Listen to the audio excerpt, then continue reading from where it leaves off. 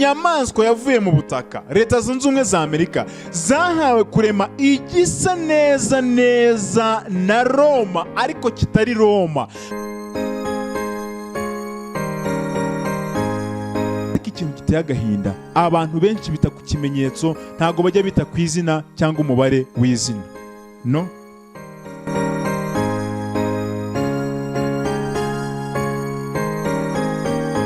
ni ibintu bitatu uzaba adafite kimwe muri ibyo ngibyo uwo ni uzarokoka, ariko uzaba afite kimwe muri ibyo ngibyo azarimbuka.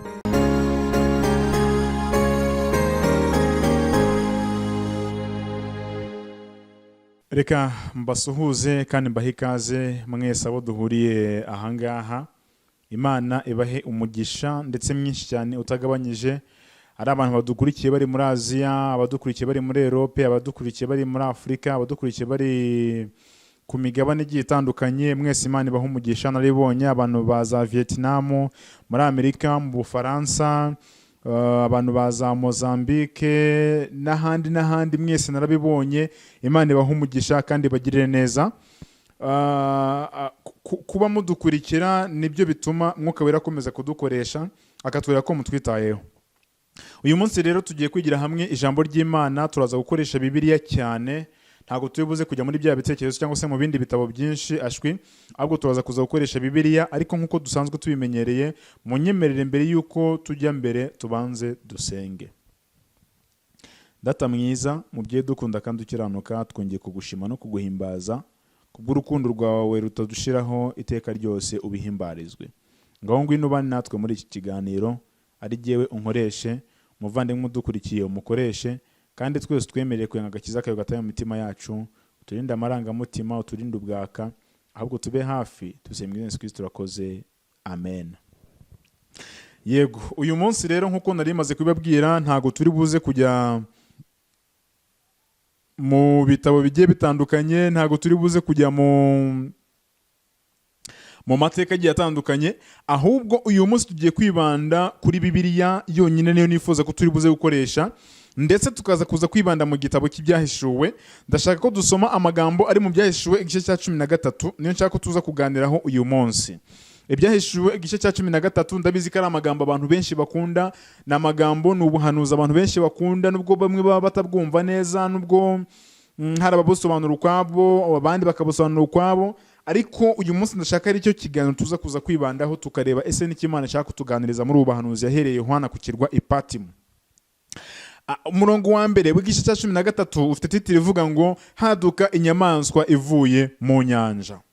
Haduka, inyamaswa ivuye mu nyanja. Yohana umva uko yabyeretswe. Umurongo wa mbere: ngihagarara ku musenyi wo ku nyanja, ngiye kubona, mbona inyamaswa iva mu nyanja ifite amahembe 10 n'imitwe 7.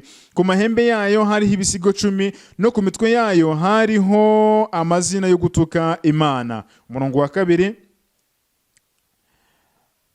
iyo nyamaswa nabonye yasaga n'ingwe, amajanja yayo yasaga na aruko, akanwa kayo kasaga n'ak'intare, cya kiyoka kiha imbaraga zacyo n'intebe yacyo y'ubwami n'ubutware bukomeye. Nuko mbona umwe mu mitwe yayo usa n'ukomeretse uruguma rwica, ariko urwo ruguma rwayishe rurakira.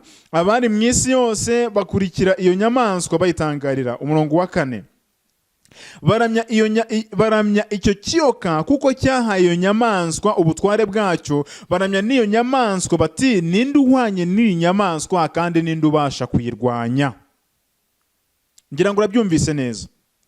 Imirongo 4 ya mbere dusomye iratubwiye ngo ikiyoka, Bibiliya tuvuga ngo ni wa mwanzi na Satani. Uruvuga ngo ni Satani, iyo turi mu buhanuzi, iyo tuvuze ikiyoka tuba tuvuze Satani. Iyo tuvuze inyamaswa tuba tuvuze ubutegetsi runaka. Hanyuma ubwo nitunamuka tuvuze ngo ikiyoka cyahaye inyamaswa ubutware, ubwo ni Satani wahaye inyamaswa, wahaye ubutegetsi, wahaye ubutware ubutegetsi. Hanyuma rero byanditswe biratubwiye ngo Yohana agihagarara abona inyamaswa ivuye mu nyanja. Mu buryo bwa gihanuzi inyanja isobanura abantu benshi. Ubwo mu yandi magambo ni ubutegetsi bwari buvuye mu bantu benshi, cyangwa se ni ubutegetsi bwari buhuriweho n'abantu benshi. hanyuma ngo cya kiyoka kiyiha ubutware bwacyo. Mu yandi magambo, icyo kiyoka cyayihaye gutegeka. Hanyuma ngo abantu bakurikira ya nyamaswa, ubwo bakurikira bwa butegetsi, baramya ya nyamaswa ariko mu buryo bw'igishushanyo, kuko ubutegetsi bwa ya nyamaswa butavuye muri yo ubwayo, ahubwo bwakomotse kuri Satani, ubwo baramije Satani. Nguko ko Ibyanditswe byarabitubwiye. Hanyuma baduhaye details z'ukuntu iyo nyamaswa yari imeze. Ku bantu bize ubuhanuzi bwa Daniyeli, muribuka inyamaswa enye ziboneka mu buhanuzi bwa Daniyeli. Uhereye ku gice cya 2 ukajya ku gice cya 8, ni mo ngaho ubwo buhanuzi ushobora kububona. Izo nyamaswa nizo ushobora kuzibona. Ngira ngo murabizi, duhereye ku gishushanyo Nebukadinezari yarose cyari kigizwe n'ibice 4. Ibyo byose bikomatanyije iyi nyamaswa. Reka twihute, haraho nshaka kutuza kugera. Umurongo wa 5, ihabwa akanwa kavuga ibikomeye n'ibyo gutuka Imana. Iyo ni ya nyamaswa, kandi twabonye ko inyamaswa isobanura ubutegetsi runaka. Ihabwa akanwa kavuga ibikomeye n'ibyo gutuka Imana. Ihabwa no kuramanga imare amezi 42. Ibumburira akanwa kayo gutuka Imana no gutuka izina ryayo n'ihema ryayo n'ababa mu ijuru. Ihabwa kurwanya abera no kubanesha. Ihabwa no gutwara imiryango yose n'amoko yose n'indimi zose n'amahanga yose. Iyi ni inyamaswa yavuye mu nyanja. Ariko iyo tugiye mu mateka, tukajya mu Byanditswe, tukajya gucukumbura, batubwira neza ko inyamaswa ari Roma. Yego, wabyumvise, inyamaswa ni Roma. Niba muzi ko mbabeshya, abantu mugerageza kubona Bibiliya ntagatifu, mugende musome iki gice cya 13, hasi hahandi haba hari ubusobanuro babyita ngo ni igikoko. Bavuga ko igikoko ari Roma yatotezaga abakirisitu. Niko bavuga, ni Bibiliya ntagatifu bivuga, ntago ari jyewe. Hanyuma umurongo wa 8 watubwira ngo abari mu isi bose bazayiramya. Abari hehe? Abari mu isi yose bazayiramya. Umuntu wese izina rye ritanditswe mu gitabo cy'ubugingo cy'umwana w'intama watambwe uhereye ku kuremwa kw'isi. Umurongo wa 9, umva aya magambo: ufite ugutwi niyumve. Umurongo wa 10, nihagira ujyana abandi ho iminyago, nawe ubwe azajyanwaho umunyago. Kandi uwicisha abandi inkota, nakwiriye kwicishwa inkota. Aho niho kwihangana kw'abera kuri no kwizera kwabo. Iki kintu mukitondere. Baratubwira ngo iyi nyamaswa ngo abantu bose bazayiramya. Abantu bose bazayiramya. Abantu batazayiramya ngo ni abantu izina ryabo ritanditse mu gitabo cy'ubugingo. Wowe izina ryawe ryanditse mu gitabo cy'ubugingo. Ibyanditswe byera bitubwira yuko uko byagenda kose, ahangaha iyi nyamaswa niba tubwirwa ko ari Roma, kandi ngikaba yarahawe ububasha na Satani, ngo abantu bose bazayitangarira, bayiruka inyuma, bayiramye. Nsubiye hejuru ho gato, twabonye ko ngo iyi nyamaswa igeze gukumeka uruguma rwica, ariko ngo rwa ruguma rurakira. Aho ngaho byatuzamuye ku bantu bize amateka. Muribuka mu mpinduramatwara y'Ubufaransa, uwitwa Alexandre Rogara yafashe umupapa hamwe n'abandi bantu bakoranaga mu gisirikare. Bafashe umupapa baramufunga agera ubwo asinzira. Ariko nyuma Rome iza kuza kongera kwisubiza, yongera gushyiraho abandi bapapa. Hanyuma yaho ngaho aho gukira uruguma rwayishe byakomotse. Kanihuse twihute ku murongo wa 11, hari titire ivuga ngo Haduka indi nyamaswa ivuye mu gitaka. Iyo tuvuze mu gitaka, ni ahantu hadatuwe n'abantu benshi, ni ahantu hadasanzwe abantu benshi. Twabonye ko mu mazi ni ahantu hari abantu benshi, amazi asobanura abantu benshi. Igitaka ni ubusobanuro buvuga ngo ni ahantu hatari abantu benshi. 11, nuko mbona indi nyamaswa izamuka iva mu butaka. Iyo yari ifite amahembe 2 nk'ay'umwana w'intama, ivuga nk'ikiyoka. Ndagira aka kantu kumve neza. Iyi nyamaswa yavuye mu gitaka, ngo yari ifite amahembe 2 nk'ay'umwana w'intama. Mu yandi magambo, uwabarebaga akitegereza ubu buyobozi yabonaga ko bumeze neza nk'abakirisitu. Uwabashaga kubarebera inyuma bari bafite ishusho nk'iya gikristo. Ariko ngo igiye kubumbura akanwa, ubundi niba muri kumva neza, kuvuga kwayo nibyo byatumye tumenya inyamaswa iyo ariyo. Uyirebeye inyuma yabonaga ari abakristo, uyirebeye inyuma yabonaga ko ari abakizwa, yabonaga ko bashyigikiye umudendezo w'idini, yabonaga ko bashyigikiye umudendezo wa gikristo. Hanyuma barangije ngo bagiye kuvuga bavuga nk'inyamaswa. Aya magambo arakomeye. Ubu butegetsi ni ubuhe? Bwagaragaraga yuko ari abakirisitu, ariko ngo bagiye kuvuga bakavuga nk'ikiyoka, nka Satani.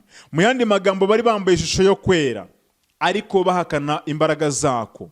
Bari bambaye ishusho yo kwera ariko bo ubwabo muri bo babizi ko batera. Reka mbagire mu mateka mu gakeya. Ubwo Abaroma batotezaga abakirisitu, hari abakirisitu bakomeje kurwana na Roma, bahangana nayo bakomeza kuba muri teritwari cyangwa se mu butware bw'aho Roma yayoboraga. Ariko ngo hari abandi kwihangana byanze, barangije bafata umwanzuro, barahaguruka baragenda.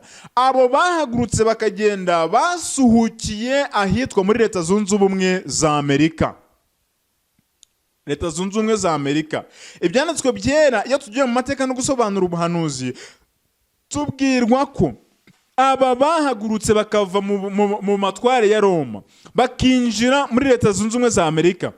Leta Zunze Ubumwe za Amerika ngo bwari ubutaka budatuwe, hari ahantu hatari abantu benshi. Hanyuma ngo ubu bwoko bw'Imana bwatotezwaga, bwahozwaga ku nkeke, bwicwaga umunsi ukira, bwafungwaga buri munsi, buza kubona ubuhungiro muri Leta Zunze Ubumwe za Amerika. Hanyuma inyamaswa yavuye mu gitaka iba irabonetse.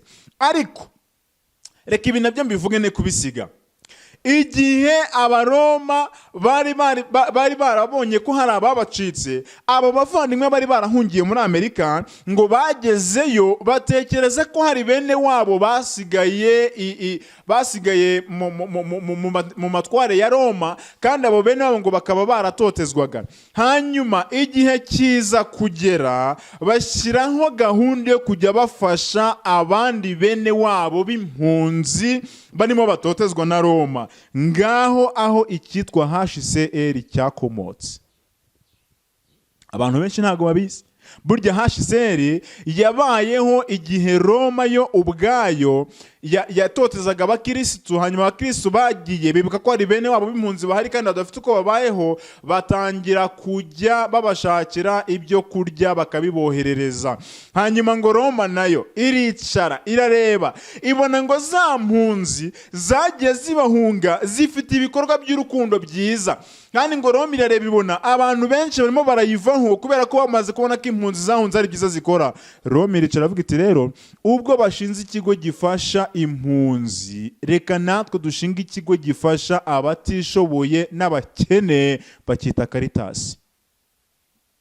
Ahari waruzaye amateka cyangwa se ntiwari uyazi, ako kara kanyuzemo kugira ngo nacyo tukimenye, tujye tumenya ibyo twinjiramo uko byaje nuko byatangiye. Twari tumaze gusoma umurongo wa 10 avuga ngo nuko mbona indi nyamaswa izamuka iva mu butaka, iyo yari ifite amahembe abiri nk'ay'umwana w'intama, ivuga nk'ikiyoka. Abanyamerika bajya kubaho babayeho kubera ko bari bahunze Roma, ariko aho bageze ibintu namwe murabizi, kugeza ubwo Batoni Paruma n'abandi nk'abo ngo bahangara bagahagarara kuri aritari kuvuga ngo ubuprotestanti bwararangiye. Ubone nubwo basinziriye ariko bamaze guca iteka. Kadusome inyamaswa ya kabiri yavuye mu gitaka. Umurongo wa 12 atubwira ngo itegekesha ububasha bwose bwa ya nyamaswa ya mbere mu maso yayo, ihata isi n'abayirimo ngo baramye ya nyamaswa ya mbere yakize uruguma rwayishe. Mu yandi magambo, Amerika yaje guhabwa ububasha na Roma, itegekesheje ububasha bwa Roma. 13 ikora ibimenyetso bikomeye, imanura umuriro uva mu ijuru ugwa mu isi mu maso y'abantu. 14 iyobesha abari mu isi ibyo bimenyetso yahawe gukorera imbere ya nyamaswa, ibabwira kurema igishushanyo cya ya nyamaswa yari ikomekejwe n'inkota ikabaho. Nagira ngo mwumve, Amerika yabwiwe kurema igishushanyo cya Roma kandi hari abantu bisa nkaho ibintu byayoberanye muri bo, batazi gutandukanya igishushanyo n'ikimenyetso. Barahari. Igishushanyo iyo tugiye muri Bibiliya z'icyongereza cyangwa se mu zindi ndimi batubwira ngo ni image. Image rero twacyita nk'igicucucucu. Uzarebe nk'izuba riri kurengarenga, uhagaze uriteye umugongo, ubona igicucucucu imbere yawe. That is what we call image. Icyo nicyo cyitwa ngo ni igishushanyo. Mu yandi magambo, inyamaswa yavuye mu butaka, Leta Zunze Ubumwe za Amerika zahawe kurema igisa neza neza na Roma, ariko kitari Roma, kugira ngo abantu bajye bakurikira icyo gishushanyo batazi ko bari kugwa mu butware bwa Roma, naho ni Roma ubwabo bicayemo. Ntago ntinya kubivuga, ibi ngibi bitabo bivuga birahari, ibyanditswe byera birahari. Ngo iyobesha abari mu isi ibyo bimenyetso yahawe gukorera imbere ya nyamaswa, ibabwira kurema igishushanyo cya ya nyamaswa yari ikomerekejwe n'inkota ikabaho. 15 ndagira ngo wumve ukuntu havuga, ihabwa guha icyo gishushanyo cy'inyamaswa guhumeka, ngo kivuge kandi cyicishe abatakiramya bose. Uko niko byagenze kuri Yesu. Yesu bajya kumwica, ntago ari ingoma ya Roma yabyishakiye, ahubwo abayuda n'abafarisayo baricaye baraterana, bagambanira Yesu, bajya kubibwira leta ngo Yesu aratuzengereje, arimo aradutwarira abayoboke, ari kudukuraho abantu, kandi namwe ari kuvuga ngo ni umwami, nimurangara murasanga ubwami bwanyu yabuhiritse. Hanyuma Roma ifata umwanzuro, ariko bikomotse ku bugambanyi bw'Abaroma, nako bw'abakirisitu, bitwa ngo ni abakirisitu b'icyo gihe. Natwe nkahangana niko bimeze, ngo inyamaswa yavuye mu gitaka, yabwiye kurema igishushanyo, irakirema, igiha kuvuga ngo cyicisha abatakiramya bose. Mu yandi magambo, ahangaha niho umuhanuzi w'ibinyoma yaturutse, kandi niho ubuprotestanti bwaguye bwaturutse. Kuko ibyanditswe byera byatubwiye ngo inyamaswa yasaga n'umwana w'intama, ariko ngo igiye kuvuga ivuga nk'ikiyoka, ivuga nka Satani. Mu yandi magambo rero ibi ngibi bishatse kuvuga iki? Bishatse kuvuga ko amadini agiye kwibumbira hamwe yose twe ngo na giprotestanti, nubwo bahakanye bakavuga ngo uburoso bwavuyeho, agiye kwibumbira hamwe. Namara kwibumbira hamwe, bashyireho uko ibintu bigomba kugenda, kandi murabizi abantu babiri inyuma twarabibonye mu biganiro byatambutse. Bashyireho uko ibintu bigomba kugenda. Namara gushyiraho uko ibintu bigomba kugenda, bazashyiraho amategeko agomba kugenderwaho n'amabwiriza yose ashoboka. Abantu batazabikurikiza kubera ko bizabihuriyeho n'abantu benshi, bazagambanirwa, bazafungwa, bazicwa. Uko niko gahunda imeze.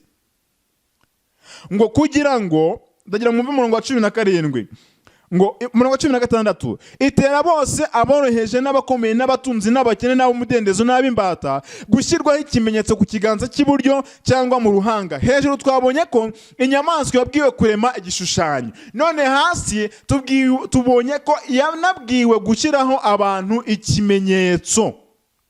Izo ni Leta Zunze Ubumwe za Amerika. Mperutse gusoma amagambo yambwiye ngo, nayasomye mu gitabo cyo kwitegura kaga Haduka, yaravuze ngo igihe tuzumva itegeko ry'icyumweru ryatangajwe muri Leta Zunze Ubumwe za Amerika, kizaba ari igihe cyo gukomeza gusakara ku isi yose, kandi ngo ntago bizasubira inyuma. Ahari nayo warayasomye. Ibintu byose nebya gutangira bizatangira muri Leta Zunze Ubumwe za Amerika, nk'uko ibyanditswe byari bitubwiye.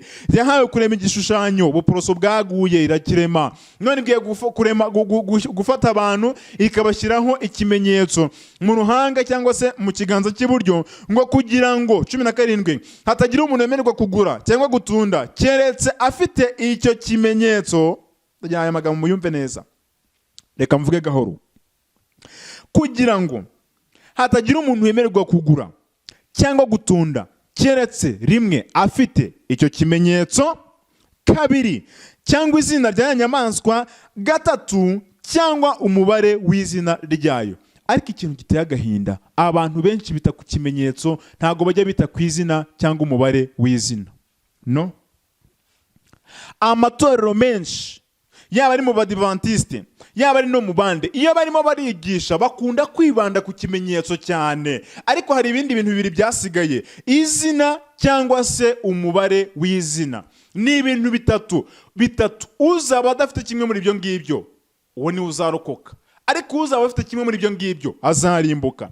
Azaba afite ikimenyetso cyangwa se afite izina cyangwa umubare. Iyi cyangwa ivuga ngo mu gihe kimwe kidahari unzanira ikindi. Niba mvuze ngo nzanira isabune cyangwa icyangwe, nshobora kuzana kimwe muri ibyo cyangwa nkabizana byose.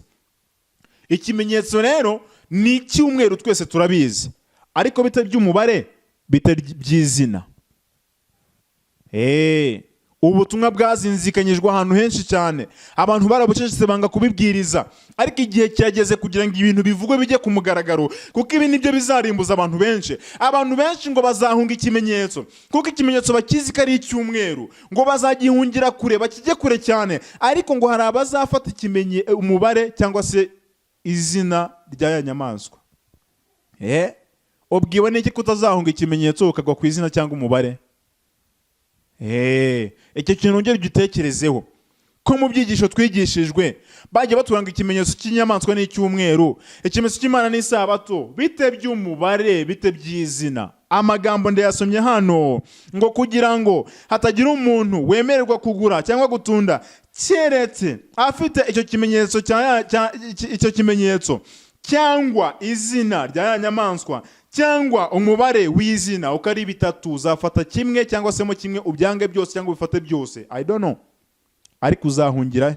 Ese izina urarizi, umubare urawuzi, urawusobanukiwe, kugira ngo umenye ko uzawukwepa. 18 haratubwira ngo aha niho ubwenge buri, ufite ubwenge abare umubare w'iyo nyamaswa, kuko ari umubare w'umuntu, kandi umubare we ni 666. Ibyo twese turabizi. Hariho n'abantu bicariye bazi ngo ikimenyetso kizadushyirwa ku gahanga ngo ni 666, ku buryo umuntu azagenda bireba akabimenya. Reka da, ibyanditswe byarabitubwira ngo gushyirwa ikimenyetso mu ruhanga cyangwa mu iburyo ngo ni ukwinjizwa amatwara y'inyamaswa mu bwenge. Niba ari ikimenyetso cy'icyumweru, twese tukamenya ngo tugiye kuramya ku cyumweru, abantu bakabyumva bakanabyumvira, ariko si Imana dushakaho. Imana dushakaho nuko tumenya ijambo ryayo uko rivuga, nuko tugendera mu byanditswe byera. Ejo nabonye impaka abantu bagiye batera ku biganiro nakoze bavuga ngo amategeko yavuyeho, ngo amategeko yari ay'Abayuda, ngo amategeko ngo Yesu ngo yaraje ngo arabirangiza. Nyamara mwibuke ko ibyanditswe byabivuga ngo Yesu yaravuze ngo ntago mwitekereza ko naje gukuraho amategeko cyangwa ibyahanuwe, ashwi, ngo ahubwo naje kubisohoza. Harongera ibyanditswe bivuga ngo ijuru n'isi byavaho, ariko amategeko y'Imana ntashobora kuvaho inyuguti n'iyi n'imwe, bone n'akadomo. Ariko ngo amategeko yavuyeho. Abavuga ibyo nabirwanirira. Kumenya Yesu Kristo ntibiduha uburenganzira bwo gukuraho amategeko. Kumenya Yesu Kristo ntibiduha uburenganzira bwo kuribata amategeko. Ese uko twamenye Yesu Kristo dusambane? Uko twamenye Yesu Kristo twibe? Paulo yaravuze ngo mbese dukomeze dukore ibyaha kugira ngo ubuntu busabe? Igisubizo kiravuga ngo oya, ntibikwiriye. Nshuti muvandimwe nkurikiranye, menya ngo iki ni igihe cyawe cyo gufata umwanzuro, ni igihe cyawe cyo kwitonda. Ikimenyetso twamaze kukibona ni icyumweru, icyo ni ikimenyetso cy'inyamaswa. Ikimenyetso cy'Imana ni isabato, ariko nabajije ngo bite n'izina, bite n'umubare. Umubare cyangwa izina bizafatwa n'abantu ki? Abantu bazayifata bazafite ibihe bimenyetso? Imana iduhana umugisha. Nibinkundira cyangwa mukamwumva ko mushaka ko tubivuga mu buryo burambuye ibintu ko ari bibiri, umubare n'ikimenyetso, mubishyire muri comment, tuzabikoreho ikiganiro ubutaha ko ni ingingo iremereye tutavuga ubu ngo tuyirangize. Reka ngarukira aha ngaha. Ngira ngo bamaze kumva ko Roma na Leta Zunze Ubumwe za Amerika byamaze kwihuza, kandi mu kiganiro mperutse gukora nababwiye ko ngo iyo leta igiyeho bari abagabo batabigizemo ubushake n'uburenganzira, ikaba idashaka kugendera ku mategeko yayo, bararimbura bagakuraho. Uritonde nanjye nditonde, kuko aho turi haranyerera, inzira turimo iranyerera, ibintu byamaze guhindura isura. Twamaze kubona ko icyumweru bamaze kugitegura muri uyu mwaka wa 2025. Bone nubwo bitasohora wenda Imana ikabihagaze ku bwoko bwayo kugira ngo bukomeze bwihane kandi butunganye inzira zabwo, ariko bitinde bitebuke bizaza. None ufite imyiteguro ki? Uhagaze kuki? Wiringiye iki kizakurokora? Niki wasomye mu byanditswe byera uzi neza uvuga uti ngihagazeho neza, ntago nzateraganwa n'umuraba? Reka ngusabire kugira ngo Mwuka Wera akuzure, imbaraga mvajuru ikube hafi, ukomezwe n'ubuntu bw'Uwiteka, kandi agakiza Uwiteka atangira ubuntu kakubeho, kugira ngo kuri urya munsi twe kuzateraganwa n'umuraba, ahubwo tuzahagarare dushikamye, kandi mu bazataha ururembo rwa Yerusalemu, nge nawe wowe nkurikiye tuzarubanemo. Ndasoje, reka tubanze dusenge. Data mwiza, wewe wera kandi ukiranuka, icyubahiro n'ikibi cyawe. Ijambo ryawe ni iry'ukuri kandi rirakiranuka. Tumaze kubona ko inyamaswa ebyiri zamaze kwihuza kugira ngo zigere ku mugambi Satani yazitumye. Ariko turakwingize kugira ngo udukingire, utubere ingabo iturinda, utubere umufasha kandi utubere umuhamya kugira ngo tubashe guhagarara dushikamye. Twoherereze Mwuka Wera twigishe, agakiza kawe kabe mu mitima yacu, icyarokura ubugingo cyose ntukitwime, ahubwo udutunganyirize inzira. Tusenye mu izina rya Yesu Kristo turakoze. Amen.